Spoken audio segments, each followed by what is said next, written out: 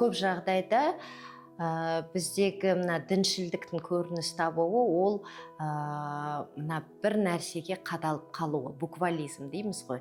Мына зайырлы мемлекеттегі көп ұсыныстарды, заңнамаларды өздеріне қарама-қарсы аргумент ретінде пайдалану байқалады да. Сондықтан мектепте егер хиджаб кигізбесе, болды біздің дінімізге қарсы деп қабылдайды. 2016 жылы қабылданған мектеп формасы туралы заң бар, мысалы, барлығына бірдей.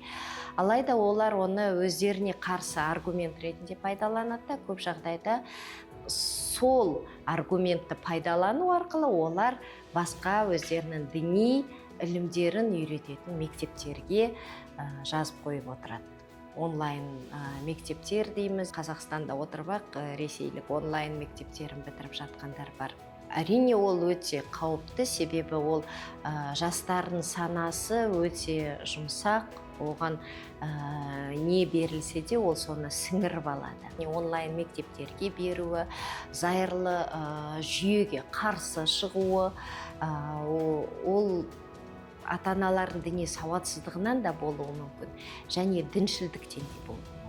Діншілдік пен діндарлықты мысалы ажырату керек қой. Бұл жерде діндарлық дегеніміз ол діни ұстанымы бар, ғұрыптарды атқарады, бірақ жалпылама қоғамдық тәртіпке бағынады.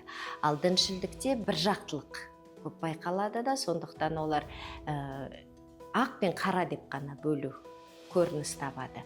Егер олар хиджаб киюге рұқсат бермесе, демек бізге қарсы, догманың айналасында ғана тіреліп қалған. Сондықтан олар онлайн мектепке беруді олар өздерінше дұрыс санайды. Тек қана жаңағы діни форматта оқылатын нәрселер немесе олардың ұстанымына қарсы келмеген нәрселер ғана ақиқатта, қалған дүниенің бәрі жалған болып көрінеді. Сол себептен де олар онлайн мектептерге беріп жатыр. Ал ол болашақ біздің ұрпақтың тәрбиесі.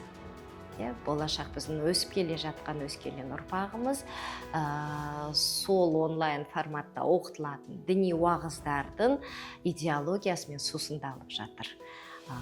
Ол санасы да өзгереді, көзқарасы да өзгереді, антипатриотизм насихатталады, деструктивтік діни ағымдарда көп жағдайда, немесе жат дәстүрлі емес діни ағымдарда антипатриотизм, қай ағым болмасын. Ол өскелең ұрпаққа діни бірегейлігіне де нұқсан келтіреді. Ертең сол бала өз отанына қарсы шықпасына кім кепіл? Өз отанына, өз туыстарына, өз халқына қарсы шықпасына кім кепіл береді? Өйткені о жақта оның санасы басқа идеологиямен сусындалды. Оның санасында басқа мақсат мүдделер тұр. Оның санасында ел, халық, отан деген ұғым жоқ. Сондықтан әрине ол біз үшін өте қауіпті.